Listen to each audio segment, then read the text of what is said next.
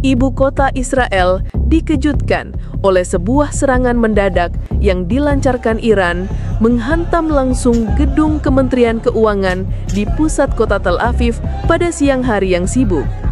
Ledakan dahsyat itu terjadi ketika Menteri Keuangan Israel tengah memimpin rapat strategis membahas operasi militer di wilayah Gaza. Serangan ini tidak hanya meruntuhkan bangunan bertingkat yang menjadi simbol kekuatan ekonomi Israel, tetapi juga menewaskan sang menteri beserta sejumlah pejabat tinggi yang hadir. Menurut laporan awal dari otoritas keamanan Israel, serangan ini dilakukan dengan presisi tinggi, menggunakan rudal jarak jauh yang diduga diluncurkan dari wilayah Iran atau basis sekutunya di Timur Tengah. Sumber militer Israel menyebut rudal tersebut memiliki sistem pemandu canggih yang memungkinkan serangan diarahkan langsung ke ruang rapat utama, menimbulkan kehancuran total. Saksi mata menggambarkan momen ledakan sebagai sebuah guncangan yang membuat seluruh pusat kota bergetar, disertai kepulan asap hitam tebal yang membumbung ke langit. Tim penyelamat dan unit pemadam kebakaran langsung dikerahkan, namun proses evakuasi korban terhambat oleh struktur bangunan yang runtuh dan resiko ledakan susulan. Polisi Israel menutup seluruh akses menuju kawasan pusat kota, sementara sirena peringatan terus meraung-raung di udara. Otoritas Keamanan Dalam Negeri menyebut insiden ini sebagai salah satu serangan paling mematikan dan memalukan yang pernah terjadi di jantung Tel Aviv. Bagi sebagian warga, momen ini seperti melihat jantung ekonomi Israel terkena serangan jantung mendadak, ironisnya tanpa kesempatan untuk panggil ambulans. Peristiwa ini memicu guncangan politik yang langsung terasa. Kabinet Israel dilaporkan menggelar rapat darurat, sementara Perdana Menteri memerintahkan peningkatan status siaga penuh di seluruh negeri. Media nasional dan internasional serentak menayangkan gambar kehancuran, memperlihatkan tumpukan puing, kendaraan terbakar, dan aparat bersenjata lengkap berjaga di lokasi. Serangan ini bukan hanya menjadi tragedi kemanusiaan, tetapi juga sinjal eskalasi baru dalam ketegangan antara Israel dan Iran yang selama ini sudah berada di ambang konfrontasi terbuka.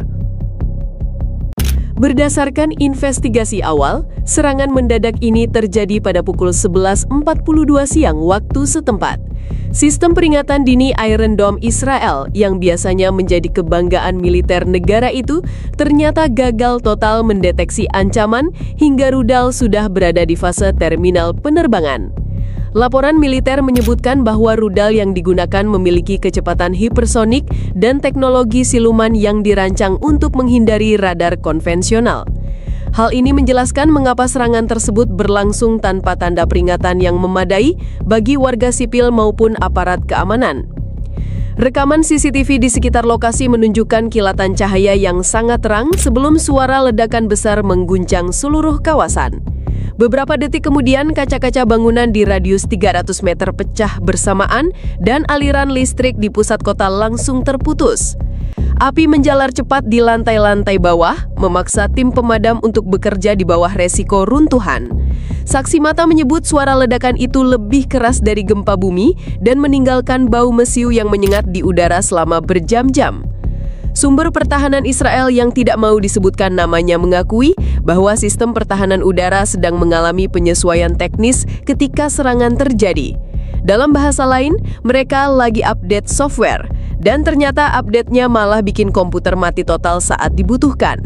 Kegagalan ini langsung menjadi sorotan publik mengingat dana besar yang digelontorkan untuk membangun sistem pertahanan tersebut seharusnya mampu menangkis ancaman semacam ini. Analisis awal dari pakar militer internasional menyebut bahwa Iran kemungkinan menggunakan rudal balistik varian terbaru yang dilengkapi dengan hulu ledak berdaya ledak tinggi setara bom bunker buster. Kecepatan dan presisi serangan membuat para pengamat percaya bahwa ini adalah demonstrasi kekuatan yang dirancang, bukan hanya untuk menghancurkan target fisik, tetapi juga untuk mempermalukan Israel di mata dunia. Beberapa ahli bahkan menganggap serangan ini sebagai pesan langsung yang menyatakan bahwa tidak ada sudut di Israel yang benar-benar aman. Dengan korban tewas mencakup Menteri Keuangan dan jajaran staf strategisnya, Israel kini menghadapi tantangan ganda, membenahi kerugian ekonomi akibat serangan dan merespons ancaman keamanan yang terbukti nyata. Sementara itu, pasukan pertahanan Israel meningkatkan patroli udara dan laut, namun ketakutan publik tetap merayap karena ancaman serangan lanjutan belum sepenuhnya terhapus. Pemerintah Israel bergerak cepat menggelar rapat darurat kabinet beberapa jam setelah ledakan mengguncang Tel Aviv. Perdana Menteri memerintahkan seluruh kementerian dan lembaga keamanan untuk mengaktifkan status siaga penuh, sementara pasukan cadangan mulai dipanggil untuk memperkuat pertahanan strategis. Dalam pernyataan resmi yang disiarkan televisi nasional, ia menyebut serangan ini sebagai tindakan teror negara dan berjanji akan memberikan respons yang keras, tegas, dan tidak terbatas. Namun di balik layar, suasana di lingkaran kekuasaan jauh dari solid. Kehilangan Menteri Keuangan di tengah rapat strategis memicu kekosongan kepemimpinan di sektor ekonomi yang selama ini menjadi salah satu pilar utama dalam pembiayaan operasi militer. Beberapa anggota parlemen oposisi dengan cepat memanfaatkan momentum ini untuk mengkritik kebijakan keamanan nasional, menuding pemerintah lebih sibuk berpidato soal ancaman daripada benar-benar siap menangkisnya. Di Knesset, perdebatan memanas. Sebagian anggota menuntut penyelidikan terbuka atas kegagalan sistem pertahanan, sementara yang lain menuntut respons militer instan terhadap Iran. Para pengamat politik melihat situasi ini sebagai ujian berat bagi Perdana Menteri yang kini harus menghadapi tekanan dari publik, oposisi, dan militer secara bersamaan. Bagi sebagian warga, pidato pemerintah yang penuh ancaman balasan terdengar seperti tagihan listrik, datang tepat waktu, tapi isinya cuma bikin emosi. Sementara itu, media nasional terus menayangkan gambar kehancuran di lokasi kejadian, lengkap dengan wawancara korban selamat yang mengisahkan momen mencekam saat ledakan terjadi. Tekanan dari masyarakat semakin besar, terutama karena banyak yang merasa Israel terlalu percaya diri dengan kekuatan pertahanannya. Survei cepat pasca serangan menunjukkan penurunan drastis tingkat kepercayaan publik terhadap kemampuan pemerintah mencegah serangan besar di masa depan. Ketegangan politik ini diperparah oleh ancaman nyata akan serangan lanjutan. Otoritas keamanan memperingatkan bahwa Iran atau sekutunya di kawasan mungkin masih memiliki rencana untuk melancarkan aksi berikutnya yang bisa menargetkan infrastruktur vital lainnya. Dengan situasi yang semakin memanas, Israel kini berada di persimpangan antara meredakan ketegangan atau membalas dengan skala yang bisa memicu perang terbuka. Serangan yang menghancurkan gedung Kementerian Keuangan Israel langsung memicu gelombang reaksi dari berbagai negara. Amerika Serikat, sekutu utama Israel, dengan cepat mengutuk serangan tersebut dan menyatakan dukungan penuh bagi keamanan Israel. Presiden AS menyebutnya sebagai tindakan agresi yang mengancam stabilitas regional dan berjanji akan memberikan bantuan intelijen serta pertahanan tambahan. Namun di media sosial, sebagian warga AS mempertanyakan seberapa jauh keterlibatan negaranya akan berlanjut, mengingat konflik di Timur Tengah seringkali menyeret Washington ke lingkaran masalah yang tak pernah selesai. Uni Eropa mengeluarkan pernyataan serupa, menyerukan deeskalasi sambil tetap mengutuk serangan. Beberapa negara anggota seperti Jerman dan Perancis bahkan menawarkan bantuan medis dan logistik untuk korban. Namun nada yang sama sekali berbeda terdengar dari negara-negara yang selama ini kritis terhadap Israel. Iran secara terbuka belum mengklaim serangan, tetapi pejabat tinggi Teheran menyebut itu adalah konsekuensi alami dari kebijakan agresif Tel Aviv di Gaza. Bagi mereka ini bukan serangan, tapi invoice yang sudah lama jatuh tempo.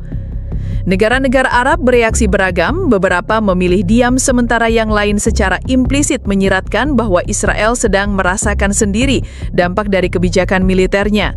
Turki yang kerap mengambil posisi tegas meminta semua pihak menahan diri, tetapi menambahkan bahwa akar konflik harus diselesaikan melalui dialog. Pernyataan yang terdengar diplomatis meski secara tersirat mengkritik operasi militer Israel di wilayah Palestina. Di Markas Besar PBB, Dewan Keamanan mengadakan pertemuan darurat. Perdebatan berjalan panas dengan AS dan sekutunya menekan agar Iran dijatuhi sanksi baru, sementara Rusia dan Tiongkok menyerukan investigasi independen sebelum mengambil langkah lebih lanjut. Situasi ini sekali lagi memperlihatkan betapa konflik Israel-Iran bukan hanya isu regional, melainkan permainan geopolitik yang mempengaruhi perimbangan kekuatan global. Media internasional memanfaatkan momen ini untuk mengangkat kembali topik kegagalan pertahanan Israel, membandingkannya dengan citra tak terkalahkan yang selama ini diproyeksikan. Liputan khusus di beberapa stasiun televisi menyoroti bahwa serangan ini bukan hanya kerugian fisik, tetapi juga pukulan psikologis yang meruntuhkan reputasi keamanan negara tersebut. Serangan mematikan yang menewaskan Menteri Keuangan Israel meninggalkan luka mendalam bukan hanya di sektor politik dan keamanan, tetapi juga pada fondasi ekonomi negara tersebut. Kehilangan tokoh kunci yang mengelola anggaran pertahanan dan pengeluaran publik berarti Israel harus menghadapi masa transisi yang rawan. Penggantinya belum ditunjuk dan setiap hari keterlambatan memperbesar ketidakpastian pasar. Indeks saham Tel Aviv langsung anjlok, investor asing menarik dana, dan nilai mata uang shekel merosot tajam. Secara strategis, insiden ini memaksa Israel untuk meninjau kembali doktrin pertahanannya. Kepercayaan penuh terhadap sistem Iron Dome dan lapisan pertahanan canggih lainnya kini terguncang. Pakar keamanan memperingatkan bahwa Israel harus beradaptasi dengan ancaman generasi baru, termasuk rudal hipersonik dan serangan siber yang bisa melumpuhkan sistem komando. Ironisnya, ini seperti memiliki pintu baja super tebal, tapi ternyata kuncinya cuma gembok sepeda. Hubungan Israel dengan sekutu internasional kemungkinan akan semakin intensif dalam waktu dekat, terutama dengan AS yang mungkin menawarkan paket bantuan militer baru. Namun bantuan tersebut bisa datang dengan konsekuensi politik, termasuk meningkatnya ketergantungan pada Washington dan terbukanya perdebatan di dalam negeri mengenai kedaulatan strategi pertahanan.